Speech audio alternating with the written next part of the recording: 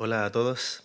Como pueden ver, estoy bastante resfriado, así que espero que no me dé mucho problema en la exposición. Em, Como mencionó Samuel, el título de este estudio es El lugar actual del Israel étnico en la historia de la redención. Como grupo de jóvenes sabemos que ha habido muchos diálogos y en cierto modo confusión respecto del lugar de la nación física de Israel en los planes redentores de Dios en el momento actual.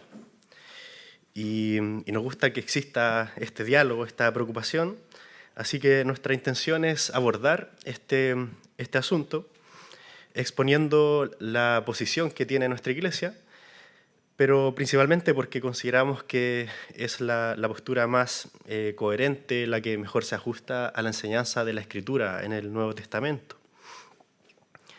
Así que en este estudio, a diferencia de lo que estamos acostumbrados, habrá un importante contenido escatológico, va a ser un poco denso, como dijo Samuel, y por lo mismo les pido la mayor concentración posible en la medida de lo posible. Pero quiero dejar claro que no se trata meramente de un asunto de posiciones doctrinales referente a doctrinas secundarias, porque creemos que lo que está en juego es la misma unidad de la Escritura y nuestra comprensión del plan de Dios para la historia de la redención. Pero tampoco se trata meramente de discutir sobre doctrinas esenciales desde una mirada académica, muy fría, dogmática. Creemos que este texto contiene una aplicación muy importante. Es un texto que desafía nuestra arrogancia de ser escogidos. ¿Notan lo paradójico o contradictorio que suena esa frase, la arrogancia de ser escogidos? El texto muestra que la gracia de Dios es irreconciliable con un corazón altanero que se jacta y que desprecia a quienes no están en la gracia. Por lo mismo, si estudiamos este texto por el mero placer de confrontar posturas doctrinales, realmente no vamos a aprender nada. Y en ese sentido, pidámosle al Señor que nos ayude a acercarnos con humildad a este texto y actuar en conformidad con lo que la palabra nos desafía, es decir, esa actitud humilde hacia quienes no han sido alcanzados por la gracia de Dios. Espero ser claro y a la vez muy respetuoso, porque me imagino que muchos de los que están aquí, y me incluyo también, alguna vez hemos pasado por una escuela de interpretación conocida como el dispensacionalismo, y que plantea una idea que va a ser la que voy a tratar de refutar a partir del estudio de este texto. Y así que durante algún tiempo estuve encapsulado en este sistema de interpretación y luego de estudiar mucho este sistema llegué a la conclusión de que tenía que abandonarlo, ¿ya? Por lo mismo quiero ser muy respetuoso si es que hay personas que aún adhieren a esta escuela de interpretación.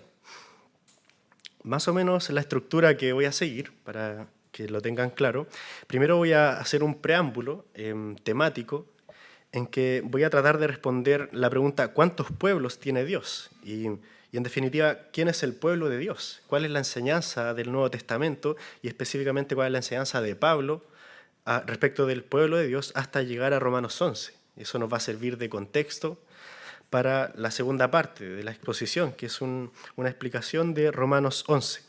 Y en ese capítulo vamos a tratar de seguir el argumento de Pablo, que es una respuesta a la pregunta ¿qué ocurre con el Israel étnico en la actualidad? ¿Acaso Dios ha desechado a los descendientes físicos de Abraham? ¿Siguen ocupando ellos algún rol importante en la gran historia de la redención? ¿Tienen alguna importancia en los planes de Dios, ya sea presentes o futuros? Esa es la respuesta, esa es la pregunta que se formula Pablo y vamos a ver qué responde. Y finalmente, una ronda de preguntas en que vamos a estar acá, no solo yo, sino también Samuel, y queríamos pedirle también a David para dialogar sobre este tema o bien si surgen otras dudas. Así que vamos a este preámbulo temático. ¿Cuántos pueblos tiene Dios? ¿Y quién es el pueblo de Dios? Pues hay una escuela de interpretación que considera que Dios tiene dos pueblos. Por una parte Israel y por otra la Iglesia. ¿Ya? Me imagino que la mayoría ha escuchado hablar de esta escuela de interpretación, es el dispensacionalismo. Y es un método de interpretación de las Escrituras que, dicho de forma bastante breve, resumida, se originó a comienzos del siglo XIX bajo la influencia de John Nelson Darby.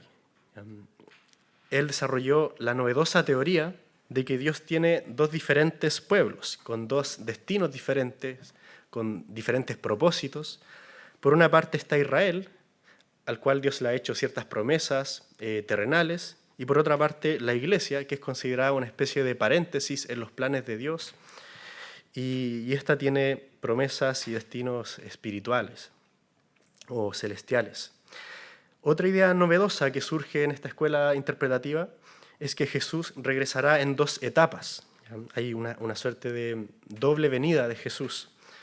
Primero, una venida secreta, previa a una tribulación, un periodo de tribulación de 7 años, con el fin de arrebatar a la Iglesia y enseguida, después de estos 7 años, una venida visible. Como les digo, estas son ideas novedosas que realmente la Iglesia cristiana, ni siquiera la Iglesia protestante, sino la Iglesia cristiana en general, desde la Iglesia primitiva, nunca ha creído. Y son ideas que se popularizaron a partir de la publicación de una Biblia de estudio, conocida como la Biblia anotada de Scofield, que se publicó en 1909.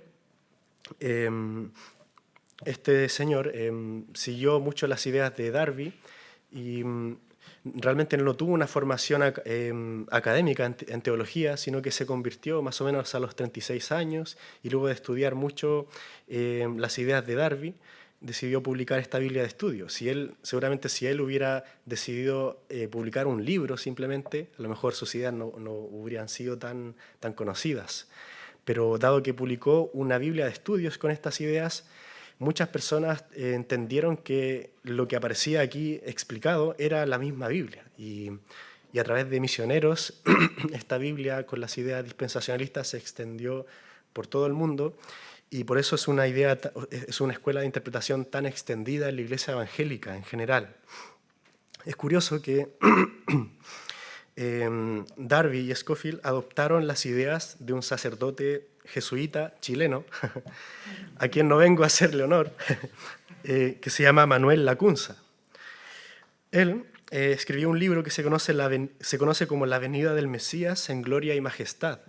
Es un libro que estuvo incluso en el índice de libros prohibidos de la Iglesia Católica e incluso tuvo que huir debido a la publicación de este libro. Y ellos gestionaron la traducción del libro al inglés y adaptaron sus ideas en esta Biblia de estudio. Curiosamente, las ideas de Manuel Lacunza han tenido eco no solo en el mundo evangélico, también, por ejemplo, en la Iglesia Adventista. De hecho, los manuscritos de Manuel Lacunza están en una universidad adventista en Chile, en la ciudad de Chillán. Quisiera explicar 4 características muy generales, pero esenciales, del dispensacionalismo. Este sistema de interpretación divide el programa de Dios en 7 dispensaciones. Y una dispensación es un periodo de tiempo durante el cual Dios obra de una manera distinta con la humanidad. Así que son 7 las dispensaciones. En segundo lugar, esta escuela se caracteriza por un marcado literalismo en su interpretación de la Biblia. Nosotros creemos que hay que interpretar la Biblia literalmente, pero justamente porque la interpretamos literalmente es que reconocemos el lenguaje simbólico cada vez que la Escritura lo deja en evidencia. Por ejemplo, si nosotros empezamos a estudiar Apocalipsis, en el mismo versículo 1 de Apocalipsis se nos dice que fue una revelación que Dios quiso comunicar a través de símbolos. Utiliza el verbo griego semaino, que significa comunicar a través de símbolos. Y dado que interpretamos literalmente, nos tomamos en serio el versículo 1 de Apocalipsis, es que vamos a interpretarla simbólicamente, ¿se dan cuenta? Y así podría dar otros ejemplos. Los mismos escritores del Nuevo Testamento, cuando se refieren a la profecía del Antiguo Testamento, la interpretan simbólicamente. Piensen, por ejemplo, en el cumplimiento de la profecía de un nuevo éxodo, ¿ya? Los profetas vieron que en el futuro vendría un nuevo éxodo y ellos consideran que este nuevo éxodo ya estaba comenzando en el Evangelio, en Jesucristo, de una forma espiritual. El dispensacionalismo realmente no interpreta el significado de las palabras a la luz de la propia Escritura. Esta escuela simplemente asigna un significado fijo o normal a cada palabra y pretende que siempre tenemos que entender las palabras de acuerdo con ese significado normalizado. Por ejemplo, cuando la Biblia habla de Israel, según ellos siempre va a significar el pueblo físico que desciende de Abraham. Y es cierto que en muchas ocasiones cuando se habla de Israel, se alude al Israel étnico, ¿ya? En otros contextos muchas veces tenemos que entender el Israel espiritual como la totalidad de cristianos que el Señor ha escogido. Esto espero desarrollarlo un poco más. En tercer lugar, ellos consideran que cada dispensación anula el contenido de la dispensación anterior, ¿ya? A menos que se indique lo contrario en esta nueva dispensación. O sea que hay una especie de avance, no progresivo, sino que cada dispensación elimina el contenido de la revelación que fue expresado. ¿Cuál es el problema de esto? Hay un problema muy grave. Este sistema realmente destruye la unidad orgánica de la Escritura. ¿Y qué creemos nosotros? Creemos en la revelación progresiva. Es decir, que hay una unidad orgánica en las Escrituras, de principio a fin. El contenido no va cambiando. El nuevo contenido no anula el anterior, sino que va progresando. Pensemos, por ejemplo, en la semilla que en una cantidad de años va a transformarse en un árbol. Ese árbol es muy diferente de la semilla original que comienza a germinar, pero es la misma semilla que fue desarrollándose en el tiempo. Lo mismo pasa con el Evangelio. Si vamos a Génesis 3:15, encontramos la semilla del Evangelio que va a empezar a germinar, a crecer, a desarrollarse a través de la revelación. La revelación va a ir progresando y vamos a llegar a la revelación completa del Evangelio en el Nuevo Testamento, pero en definitiva es la misma semilla. Por ejemplo, vayamos a Romanos 1. Capítulo 1, los versículos 1 y 2 dicen: Pablo, siervo de Jesucristo, llamado a ser apóstol, apartado para el Evangelio de Dios, que él había prometido antes por sus profetas en las Santas Escrituras. Es decir, no se trata de un evangelio nuevo, sino el evangelio que Dios ya había prometido a través de los profetas en las Santas Escrituras, es decir, en el Antiguo Testamento. Pensemos también, por ejemplo, en Efesios 2, los versículos 11 y 12.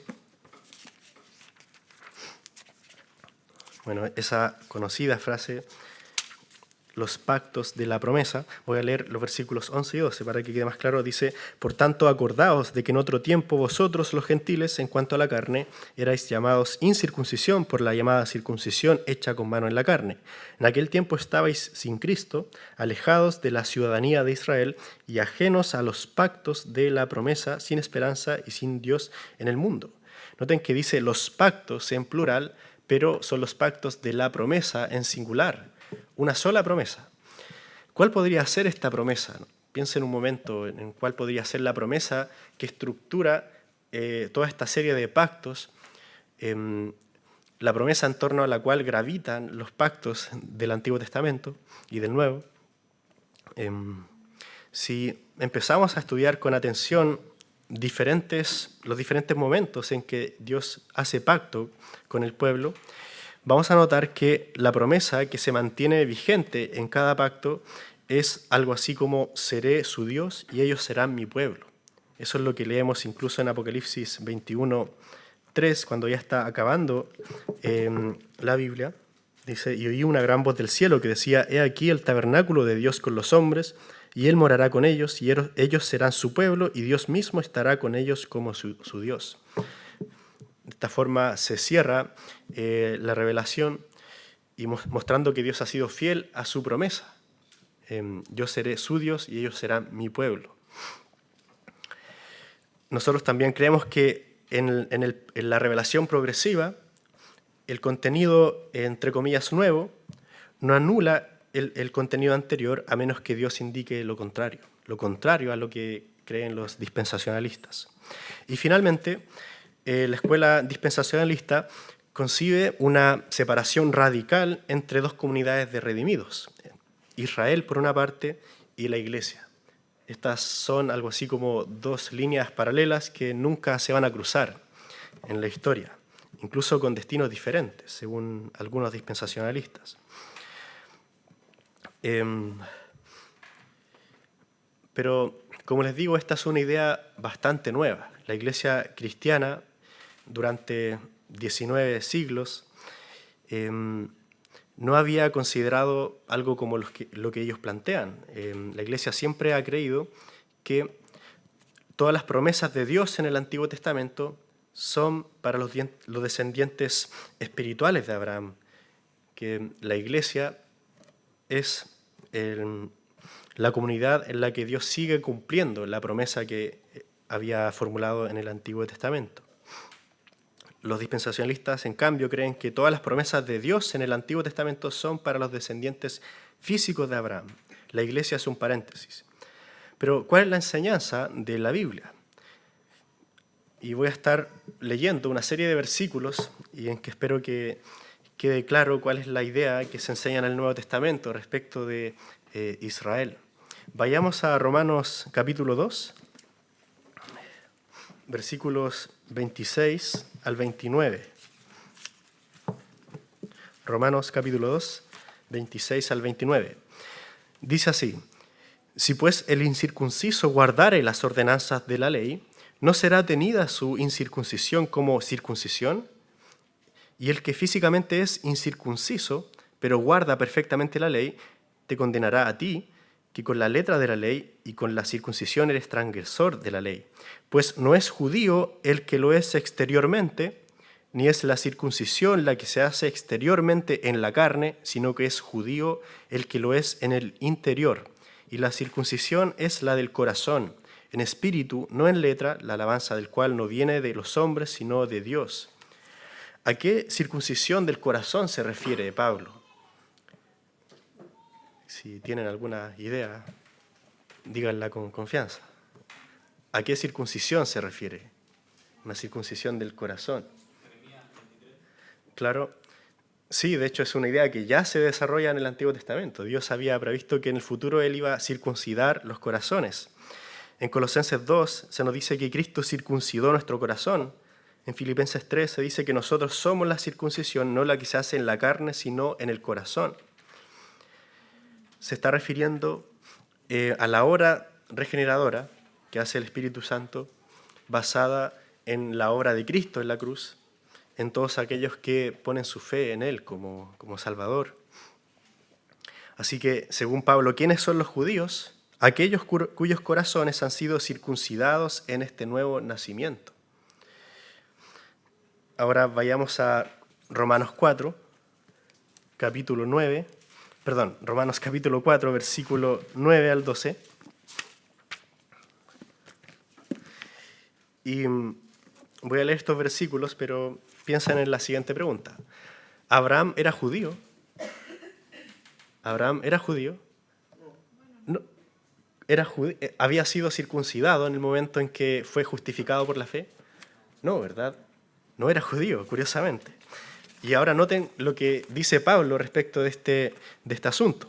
Dice, ¿es pues esta bienaventuranza solamente para los de la circuncisión o también para los de la incircuncisión? Porque decimos que a Abraham le fue contada la fe por justicia. ¿Cómo pues le fue contada estando en la circuncisión o en la incircuncisión? No en la circuncisión, sino en la incircuncisión. O sea, Abraham no había sido circuncidado todavía. Y recibió la circuncisión como señal, como sello de la justicia de la fe que tuvo estando aún incircunciso, para que fuese padre de todos los creyentes no circuncidados, a fin de que también a ellos la fe les sea contada por justicia. Y padre de la circuncisión, para los que no solamente son de la circuncisión, sino que también siguen las pisadas de la fe que tuvo nuestro padre Abraham antes de ser circuncidado. O sea, ¿de quién es padre Abraham? de aquellos que están en la fe, en Jesucristo. O sea, si estás unido a Cristo por la fe, eres heredero de todas las promesas hechas en el Antiguo Testamento. Somos el Israel de Dios. Esa es la idea que desarrolla Pablo. Por eso en el capítulo 9, versículos 6 y 7, dice: no que la palabra de Dios haya fallado, porque no todos los que descienden de Israel son israelitas, ni por ser descendientes de Abraham son todos hijos, sino que en Isaac te será llamada descendencia. En el fondo, Pablo aquí literalmente está diciendo: no todos los que son de Israel son de Israel. Algo así. Es decir, está reconociendo a un Israel espiritual. Vayamos ahora a Gálatas capítulo 3. Voy a leer los versículos 13 al 16 y luego del 25 al 29. Pongan atención a lo que dice aquí Pablo. Gálatas capítulo 3, versículos 13 al 16. Cristo nos redimió de la maldición de la ley, hecho por nosotros maldición, porque está escrito: maldito todo el que es colgado en un madero, para que en Cristo Jesús la bendición de Abraham alcanzase a los gentiles, a fin de que por la fe recibiésemos la promesa del Espíritu. Ahora bien, a Abraham fueron hechas las promesas y a su simiente. No dice y a las simientes como si hablase de muchos, sino como de uno, y a tu simiente, la cual es Cristo. Quisiera hacer aquí un inciso. Este es uno de los aspectos fundamentales de la revelación en el Nuevo Testamento respecto del pueblo de Dios. Noten que no dice que las promesas fueron hechas a Abraham y a sus simientes en plural, sino que a Abraham y a su simiente en singular. Y en eso está basando Pablo todo su argumento. ¿Y quién es la simiente de Abraham? La simiente prometida es Cristo. Y ahora noten lo que va a decir en el versículo 25 en adelante. Pero venida la fe, ya no estamos bajo ayo o bajo profesor, bajo tutor, pues todos sois hijos de Dios por la fe en Cristo Jesús.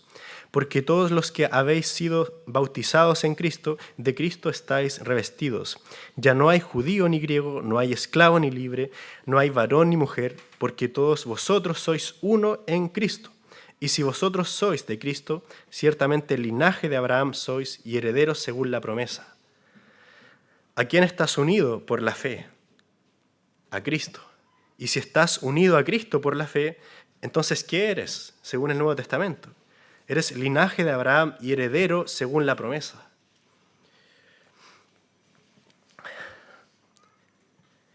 En otras palabras, Cristo es el linaje de Abraham. A él fueron hechas las promesas del Antiguo Testamento. Si estamos unidos a Cristo por la fe, entonces somos coherederos con Cristo de todas estas promesas. Por eso, muchas de las promesas que en el Antiguo Testamento están formuladas en el contexto de Israel se están cumpliendo en la iglesia.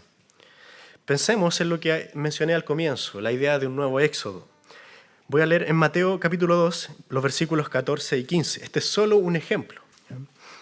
Dice: y él, levantándose, tomó de noche al niño y a su madre y se trasladó a Egipto y estuvo allá hasta la muerte de Herodes, para que se cumpliera lo que el Señor habló por medio del profeta, diciendo: de Egipto llamé a mi hijo.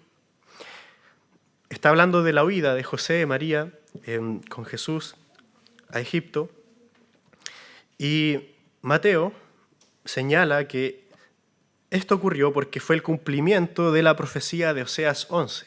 Y ahora, si vamos a Oseas 11, empezamos a leer el contexto en el que está escrito esta idea, vamos a notar que Oseas estaba viendo un nuevo éxodo por el cual Dios reuniría a su pueblo que estaba disperso a través de la tierra. Entonces, ¿qué es lo que ve Mateo? Que esto ya se está cumpliendo en Cristo, en el Evangelio. Notan que hay un cumplimiento que se da primero en Cristo, luego en la iglesia, cuando Dios empieza a reunir a su pueblo en un solo cuerpo. Y este es un solo ejemplo de cómo los escritores del Nuevo Testamento utilizan las promesas del Antiguo Testamento para mostrar su cumplimiento en Cristo y en la iglesia. Por eso, el mismo Pablo en 2 Corintios 1:20, 2 Corintios 1:20 dice: porque todas las promesas de Dios son en Él, en Cristo, sí, y en Él, amén, por medio de nosotros para la gloria de Dios. Dios está llevando a cabo su plan, el cumplimiento de todas sus promesas en la obra de redención que ha trazado la eternidad y que ha llevado a cabo en Cristo y en el surgimiento de la Iglesia. Entonces, en conclusión, espero que haya quedado bastante claro que el Nuevo Testamento enseña que la Iglesia es el Israel espiritual de Dios. El pueblo de Dios está conformado por judíos y gentiles que creen en Cristo. Estos son los verdaderos herederos de las promesas hechas a Abraham y a su simiente. El Nuevo Testamento enseña que la restauración del reino que vieron los profetas, consideramos que ellos vieron que Dios reuniría a su pueblo de todos los confines de la tierra. Esta restauración se está cumpliendo en la Iglesia, tal como enseña Pablo en Efesios 2. Él ha hecho un pueblo, de los dos ha hecho un pueblo. Y por eso los creyentes del Nuevo Testamento son llamados judíos, simiente de Abraham, etc., el verdadero Israel. Hasta aquí la primera parte, temática. Ahora sí vayamos a Romanos 11, no sin antes ver ciertos antecedentes del contexto inmediato. Les pido que vayan siguiendo con mucha atención el argumento de Pablo, porque vamos a simplemente tratar de explicar lo que está escribiendo Pablo aquí. La pregunta que él se formula en el versículo 1 es: ¿qué ocurre con el Israel étnico? ¿Acaso Dios ha desechado a los descendientes físicos de Abraham? ¿Acaso el Israel étnico, sigue ocupando algún lugar en la gran historia de la redención? Es decir, ¿cuál es la situación actual del Israel étnico, de la nación de Israel? Primero, debemos considerar que Israel es un pueblo desechado. En Mateo 21, Jesús enseña la parábola de la viña y dice en el versículo 43, por tanto os digo que el reino de Dios será quitado de vosotros, refiriéndose a los judíos étnicos, y será dado a gente que produzca los frutos de él. ¿A qué gente se refiere? A los gentiles, ¿vale? Y así que esto es importante de tener en mente. Los judíos están bajo el juicio de Dios. Pensemos en la predicción de Jesús de la caída de Jerusalén en el año 70. Romanos también lo asume. Por ejemplo, en el capítulo 9, Pablo trata el problema de que lamentablemente Israel ha rechazado al Mesías. Y Pablo, de hecho, sufre por ello, sufre porque sus compatriotas están bajo el juicio de Dios. De hecho, él dice en el versículo 3, porque desearía yo mismo ser anatema, una maldición, separado de Cristo, por amor a mis hermanos, mis parientes según la carne. Él sufre por este juicio que Dios ha llevado a cabo en Israel, en el Israel étnico. Y entonces Pablo comienza a formularse la pregunta si acaso ha fallado la promesa de Dios. Y él responde que no, en absoluto, no, en ninguna manera. Primero, esto no es así, Dios no ha fallado en el cumplimiento de su promesa, porque, en primer lugar, no todo descendiente físico de Abraham es Israel. Noten el versículo 6 del capítulo 9. Dice, porque la palabra de la promesa es esta. Versículo 6. No que la palabra de Dios haya fallado, porque no todos los que descienden de Israel son israelitas. ¿Quién podría dar un ejemplo? No todos los que descienden de Abraham son israelitas. ¿Algún ejemplo? Claro, Ismael, ¿lo notan? Así que no ha fallado, porque no todo descendiente físico de Abraham es Israel. Esaú también, él pone de ejemplo a Esaú. En segundo lugar, los gentiles a quienes ha llamado han llegado a formar parte del Israel de Dios, y en ellos Dios sigue cumpliendo la promesa. En el versículo 23 comienza a argumentar esto, del capítulo 9. Y para hacer notorias las riquezas de su gloria, las mostró para con los vasos de misericordia que él preparó de antemano para gloria, a los cuales también ha llamado, esto es a nosotros, no solo de los judíos, sino también de los gentiles. ¿Se dan cuenta? Esa es otra razón por la que Pablo dice que Dios no ha fallado en cumplir sus promesas. Es decir, Pablo distingue entre un Israel étnico y un Israel espiritual o un remanente. En el capítulo 10, Pablo explica el rechazo del evangelio de los judíos a la luz del Antiguo Testamento. Entonces ahí comienza a aportar una serie de citas en que argumenta que esto ya lo vieron los profetas, el rechazo del Israel étnico del evangelio. También manifiesta su anhelo de que se conviertan. Y en el capítulo 11, Pablo retoma la pregunta, pero de un modo más explícito. Él dice, ¿acaso ha desechado Dios a su pueblo? Y la respuesta es no. Y a continuación va a dar una respuesta que, resumida, es como la voy a formular. Dice, el endurecimiento de Israel, es decir, su rechazo del evangelio, ha sido y seguirá siendo parcial a través de toda esta era. Israel no ha rechazado completamente el evangelio. Es decir, Dios siempre se ha reservado a un remanente étnicamente judío por pura gracia. Dios siempre se ha reservado un remanente étnicamente judío por pura misericordia. Esa es la respuesta que va a dar Pablo. Y espero que tomen nota de la estructura que vamos a tratar de seguir.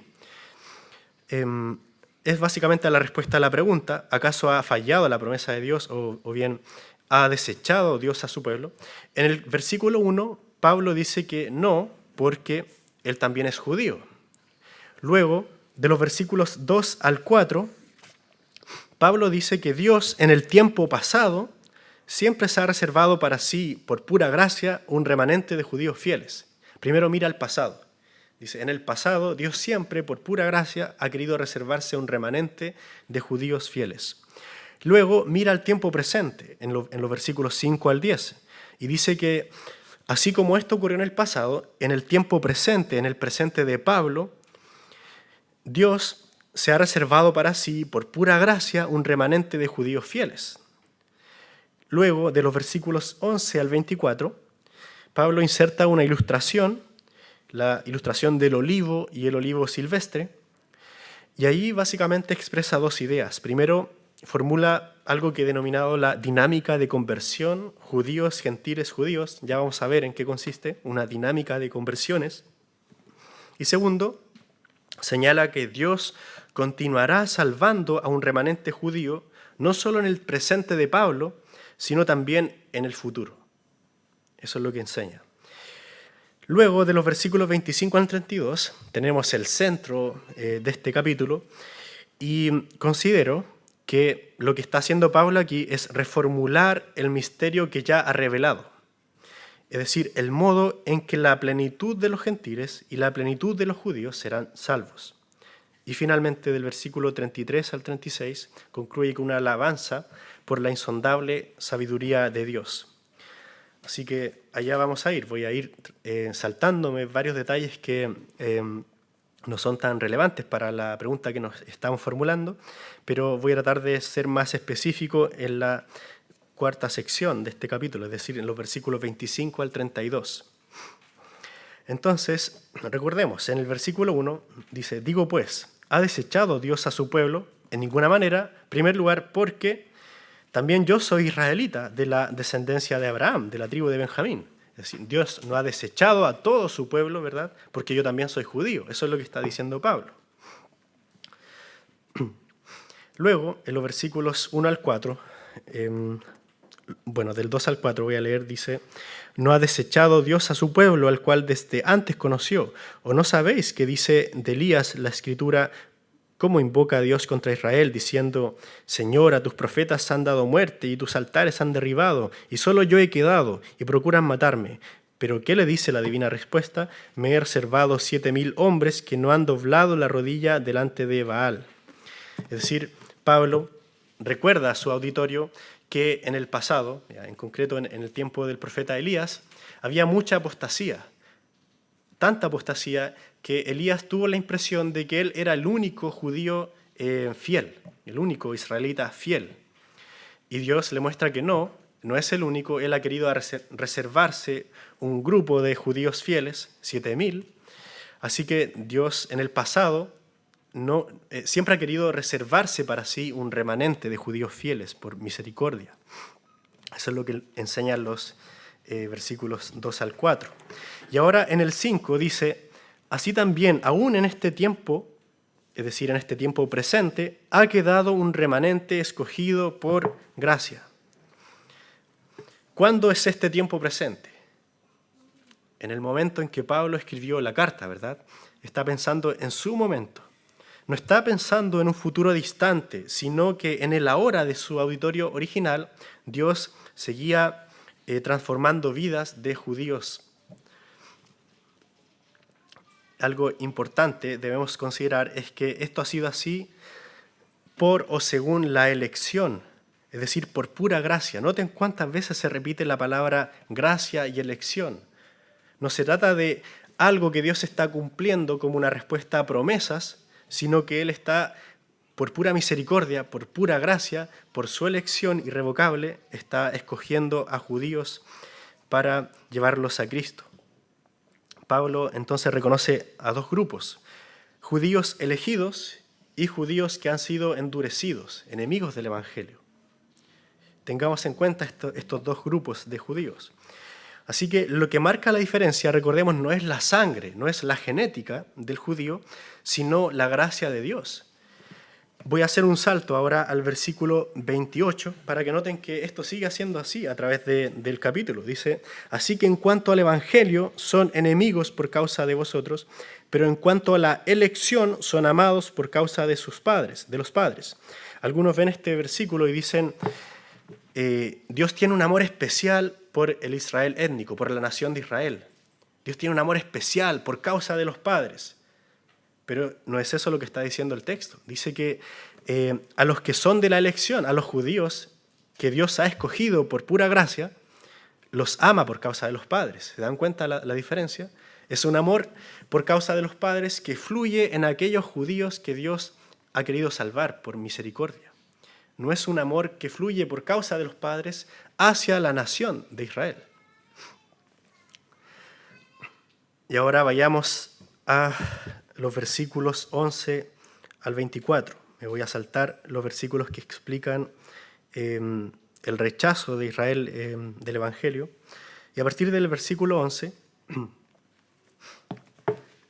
Pablo formula la siguiente pregunta. Dice, digo pues, han tropezado los de Israel para que cayesen. Es decir, él está diciendo, ¿acaso su corazón fue endurecido para no volver al Evangelio? Jamás. ¿Acaso ellos han tropezado para no volver a levantarse? ¿Ha sido un tropiezo irrevocable? Y dice que no. Y noten lo que dicen los versículos 11 y 12. En ninguna manera, porque por su transgresión vino la salvación a los gentiles para provocarles a celos. Y si su transgresión es la riqueza del mundo y su defección o ¿cómo se dice esto? Su rechazo, su fracaso, perdón. Si su fracaso, la riqueza de los gentiles, ¿cuánto más su plena restauración? Lo voy a leer de nuevo. ¿Ya? En ninguna manera, pero por su transgresión vino la salvación a los gentiles para provocarles a celos. Y si su transgresión es la riqueza del mundo y su defección o fracaso, la riqueza de los gentiles, ¿cuánto más su plena restauración? Aquí Pablo está diciendo dos cosas, dos ideas. Primero, que el endurecimiento de los judíos ha sido usado por Dios para la conversión de los gentiles. Y dicha conversión es usada para causarles celos a los judíos. Vemos aquí lo que expliqué hace un rato como la secuencia de conversiones. ¿Qué pasó? Al principio Dios tenía a su pueblo Israel. Había siempre un remanente, un Israel espiritual dentro de este Israel físico. Llegó Jesús, los judíos rechazaron a Jesús, rechazaron el Evangelio. El Evangelio llegó a los gentiles, o sea, el endurecimiento de los judíos ha sido usado por Dios para que los gentiles llegaran al conocimiento del Evangelio. Y esta conversión de los gentiles es usada por Dios para causar celos a los judíos, a ver si algunos de ellos también se convierten. Vemos esta secuencia de conversiones. Esa es la primera idea que expresa Pablo. Y la segunda idea es la siguiente. Si el grupo de judíos que Dios ha endurecido significó riqueza, ¿cuánta más riqueza será aquella que se asocia con la plenitud de los judíos? Notemos esas dos palabras, riqueza y plenitud. ¿Qué podría significar? ¿A qué se refiere Pablo por la plenitud de los judíos? ¿Y qué implica esa riqueza? En este punto, algunos van a saltar rápidamente a pensar en ideas misteriosas sobre la riqueza o sobre la plenitud, como si se tratase de una conversión masiva o nacional de judíos en el futuro. Pero según el texto, esta riqueza es más vida de entre los muertos, según los versículos 13 al 15, que dicen, porque a vosotros hablo, gentiles, por cuanto yo soy apóstol a los gentiles, honro mi ministerio, por si en alguna manera pueda provocar a celos a los de mi sangre y hacer salvos a algunos de ellos. Porque si su exclusión es la reconciliación del mundo, ¿qué será su admisión sino vida de entre los muertos? Este versículo nos sirve para aclarar el anterior, ¿ya? Aquí Pablo está hablando nuevamente de qué podría significar esta riqueza, es decir, más vida de entre los muertos. No tenemos para qué especular más allá sobre el concepto de riqueza. Y en segundo lugar, lo que se indica en el versículo 11,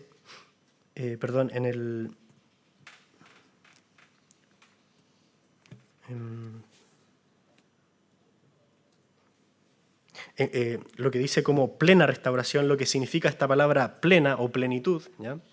Tenemos que entenderlo de acuerdo con lo que Pablo dice más abajo, en el versículo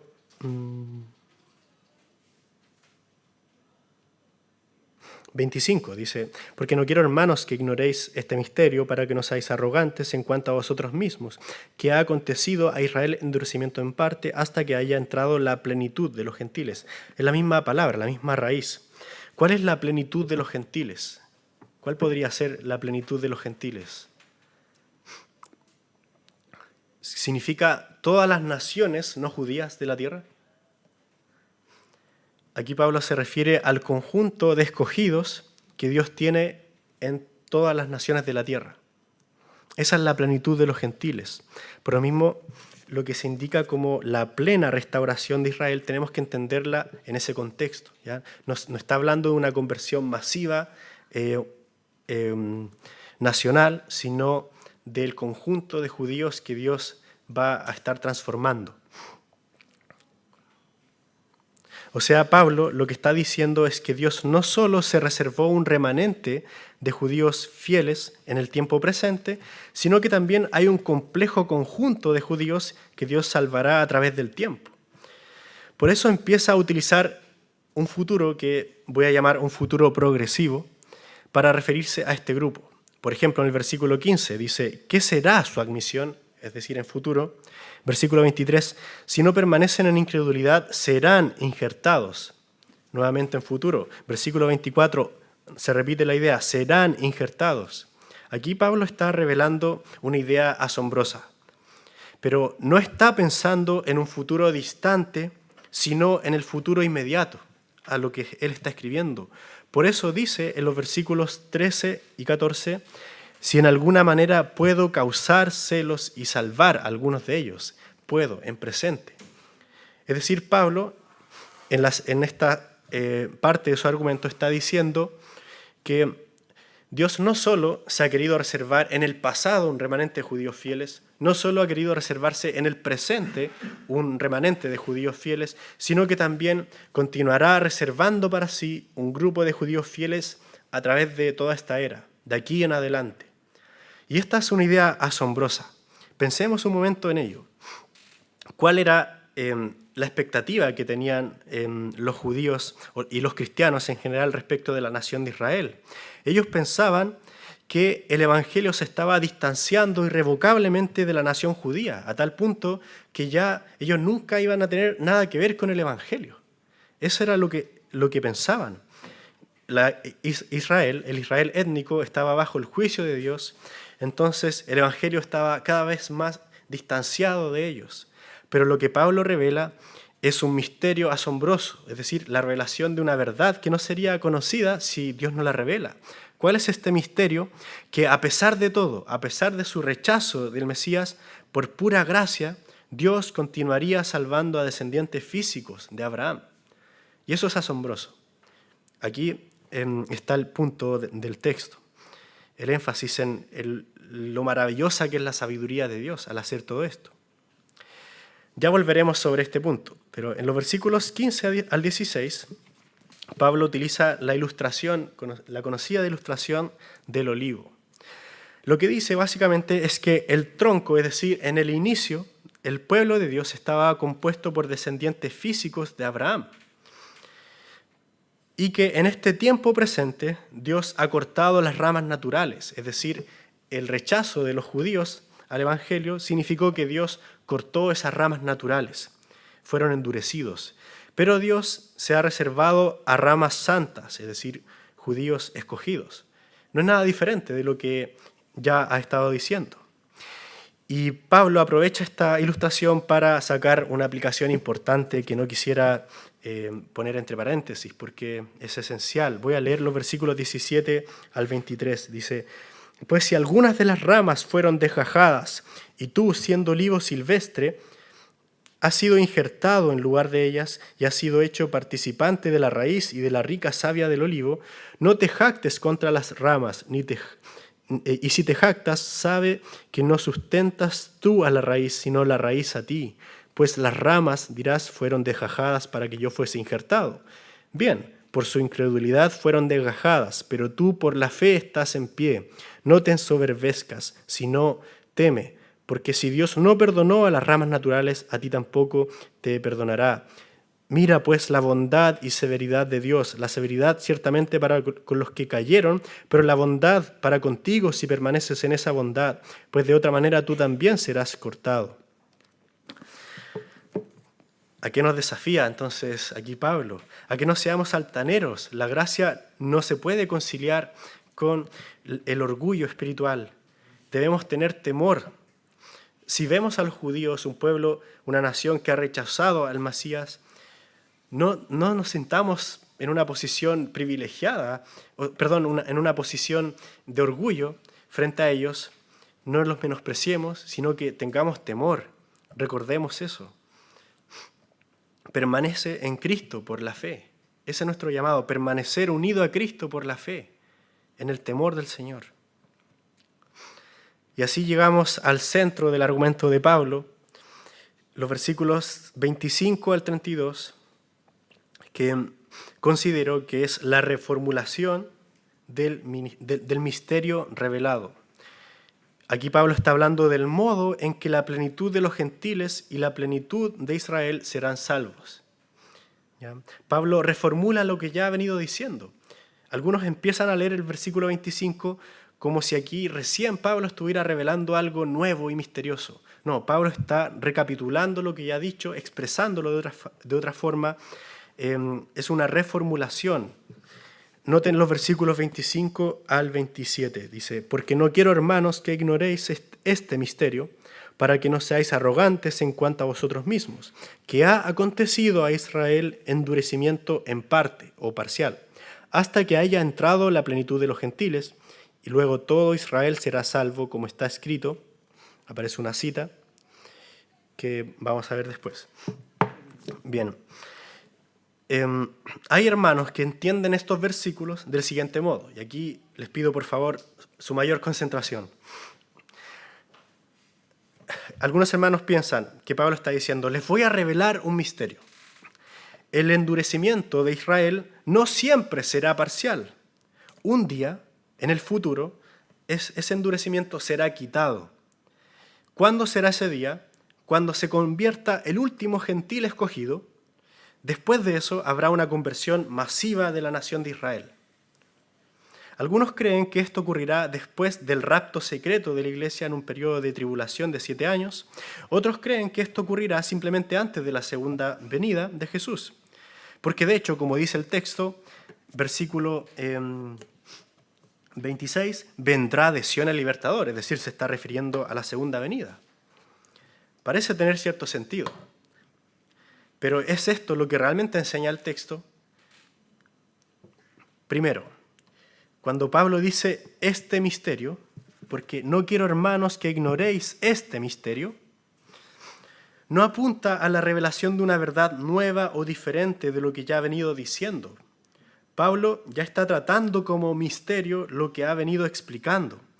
La partícula este es un demostrativo que tiene una función anafórica, es decir, que apunta, que se refiere a lo que dijo ya hace un par de palabras. Tiene una función anafórica, apunta hacia arriba, hacia atrás. Este misterio, es decir, el misterio que acabo de decir, también lo podríamos entender como dicho misterio. Hermanos, no quiero que ignoréis dicho misterio. Esa es la función de esa partícula. Ya verán por qué. Y en este segmento, Pablo está reformulando, recapitulando la verdad que ha sido revelada. Entonces, ¿cuál es el misterio? Versículo 25 dice que a Israel le ha acontecido un endurecimiento parcial hasta que haya entrado la plenitud de los gentiles. Es decir, en otras palabras, el endurecimiento de Israel seguirá siendo parcial hasta que se haya convertido el último gentil. Pablo está poniendo un marco temporal, es decir, a partir de ahora, el endurecimiento de Israel, su rechazo al Evangelio, será un rechazo parcial, es decir, no todos los judíos van a rechazar el Evangelio. ¿Por cuánto tiempo? De aquí hasta que se convierta el último gentil, es decir, a través de toda esta era, Dios seguirá salvando a judíos. Esa es la gran revelación que Él ha comunicado ya, y es asombrosa. Dios no ha rechazado completamente al pueblo físico de Israel. Dicho de otro modo, Dios seguirá salvando a un remanente de judíos a través de toda la era. Luego, en el versículo 26, es una lástima que la versión Reina Valera haya traducido la palabra griega hutos con el significado de después, como dando la impresión de que una vez que se conviertan todos los gentiles que tienen que convertirse, después de eso, todo Israel será salvo, ¿ya? Eso no es lo que significa esa palabra.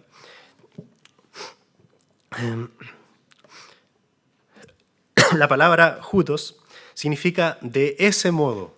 Esta es la forma como, esta es la manera como. Es un adverbio de modo, está explicando el modo como Israel será salvo. Y en segundo lugar, la palabra hasta no implica lo que viene después. No tenemos que pensar que el hasta pone un límite y dice que después de ese límite las cosas van a ser de un modo diferente. Pensemos en 1 Corintios 15, 25. Un momento. 1 Corintios 15, 25. Dice, porque preciso es que Él, que Cristo, reine hasta que haya puesto a todos sus enemigos por debajo de sus pies. ¿Significa eso que hasta que Jesús haya puesto por estrado de sus pies a sus enemigos, va a reinar y después de eso ya no va a reinar? ¿Significa eso? No, solo está marcando un periodo. Lo mismo ocurre en Romanos, está diciendo de este momento en que estoy escribiendo, hasta que se convierta el último gentil, Dios seguirá salvando a judíos. Entonces, ¿cuál es el modo en que todo Israel será salvo? Recuerden la partícula que está traducida como luego, pero que en realidad tiene que ser de ese modo. Si tienen alguna otra versión, como por ejemplo Biblia de las Américas, quizás NBI también, van a ver que es así. Entonces, ¿cuál es el modo en que todo Israel será salvo? Pues la respuesta es la secuencia de conversiones que ya había explicado y que resume una vez más en los versículos 30 al 32.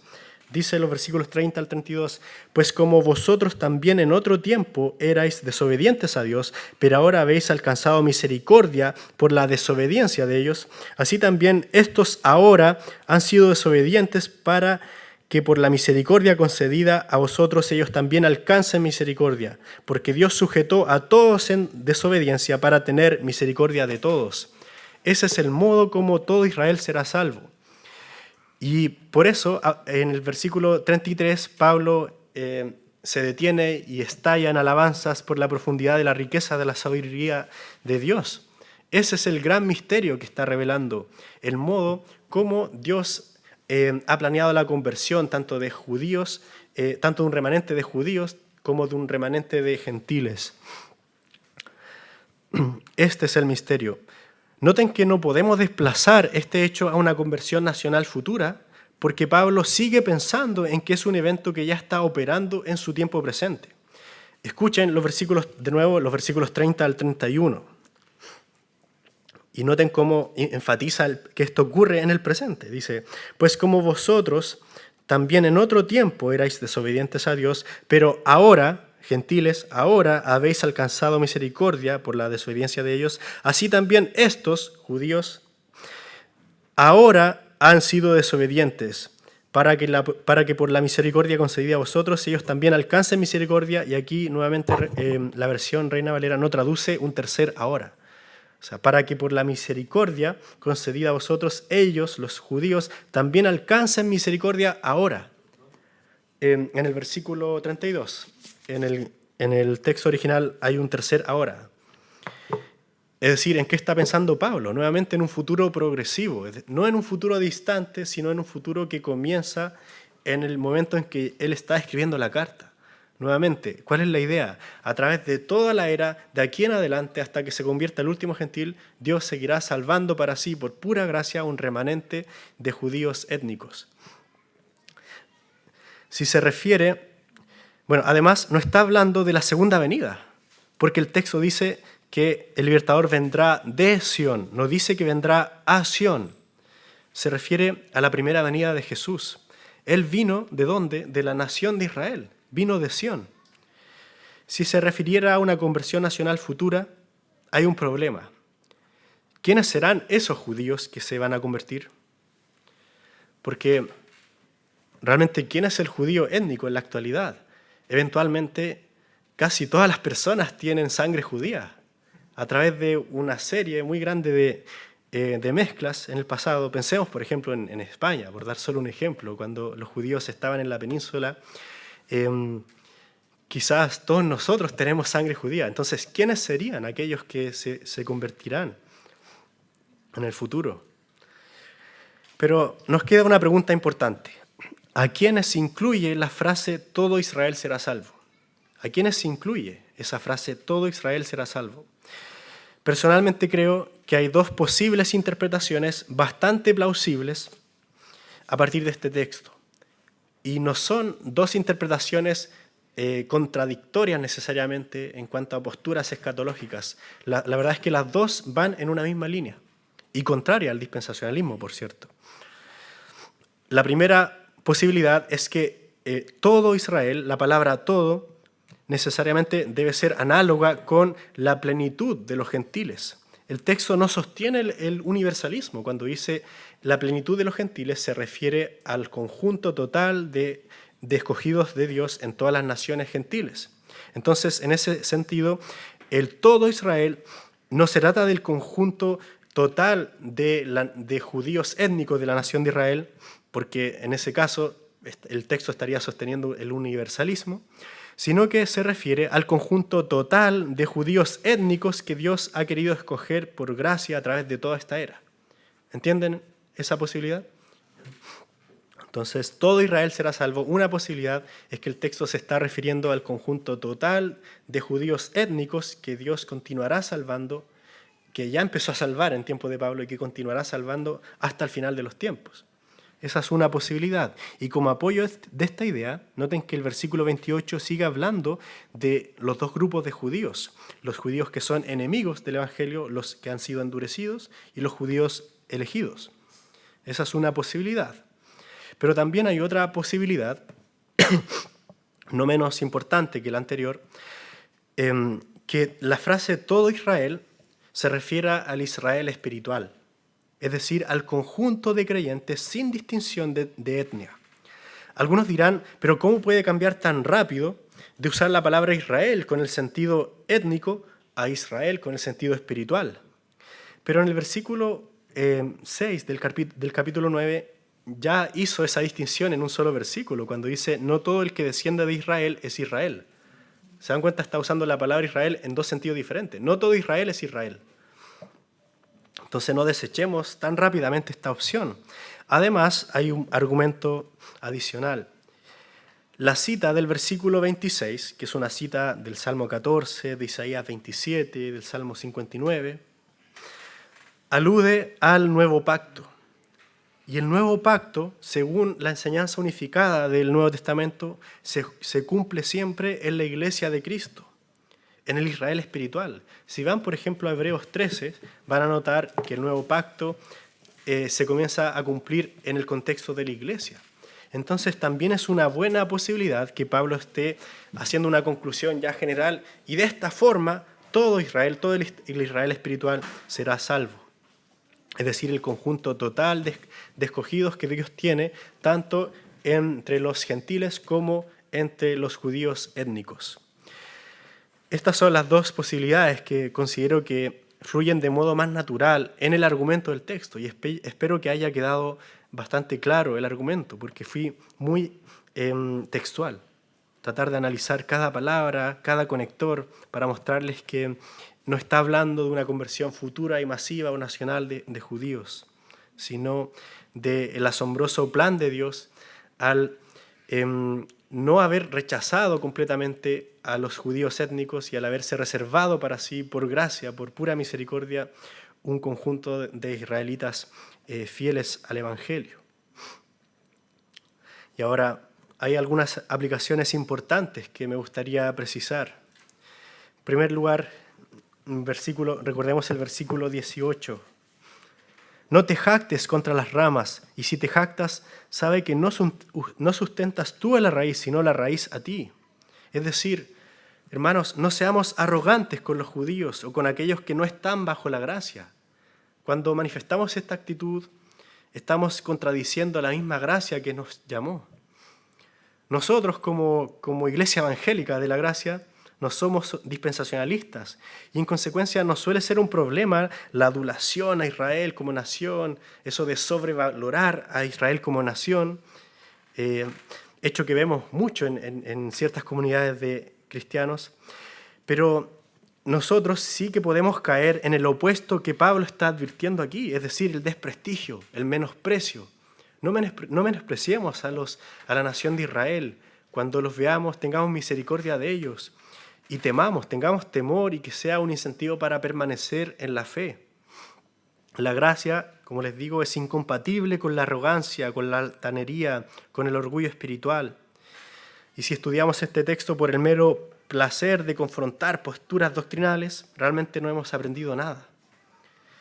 Y esto no solo puede ocurrir en un nivel nacional, es mucho más común en cuanto a nuestras posturas doctrinales. Si decimos estar en la gracia, ¿por qué esa actitud de arrogancia hacia hermanos que no tienen una comprensión similar a la nuestra respecto de la gracia, respecto del Evangelio? Tengamos cuidado con eso. En segundo lugar, recordemos el versículo 20. Por su incredulidad fueron desgajadas las ramas, pero tú por la fe estás en pie. No te ensoberbezcas, sino teme. Es decir, frente a la incredulidad de Israel, del Israel étnico, teme, mantente en la fe. Y finalmente, alabemos la insondable sabiduría e inescrutable misericordia de Dios, su insondable sabiduría. Y aquí es cuando tenemos que detenernos, ver que la gracia de Dios, su misericordia, ha sido tan grande que no quiso rechazar completamente a los judíos por haber rechazado a su Mesías, sino que Él siempre ha querido reservarse para sí un remanente. Y eso es digno de alabanza. Así que terminemos este estudio con una lectura de los versículos 33 al 36, que dice: «Oh profundidad de las riquezas de la sabiduría y de la ciencia de Dios, cuán insondables son sus juicios e inescrutables sus caminos. Porque ¿quién entendió la mente del Señor? ¿O quién fue su consejero? ¿O quién le dio a Él primero para que le fuese recompensado? Porque de Él, por Él y para Él son todas las cosas. A Él sea la gloria por los siglos. Amén». Vamos a orar un momento. Padre Santo, te alabamos, te damos muchas gracias porque Tu sabiduría es tan profunda, insondable, tu misericordia no tiene fin. Hemos sido objetos beneficiarios de tu gracia. Tu elección ha sido incondicional, no has visto nada bueno en nosotros, realmente no lo hay. Y sin embargo has querido llevarnos al Evangelio, tocar nuestros corazones, quitar ese corazón de piedra.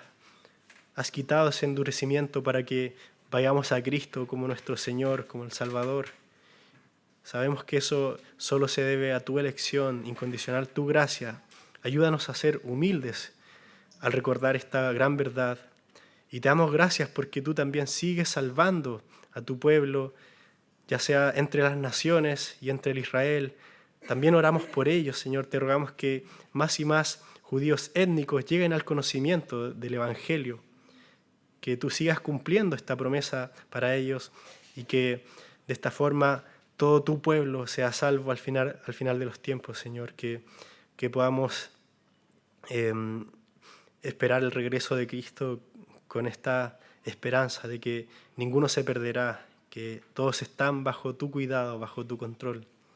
Señor, danos humildad, ayúdanos a permanecer en la fe en Cristo y te pedimos que este estudio sea de bendición para los jóvenes y guía también ahora, Señor, este tiempo de preguntas que tendremos para que sea de edificación. En el nombre de Jesús, amén.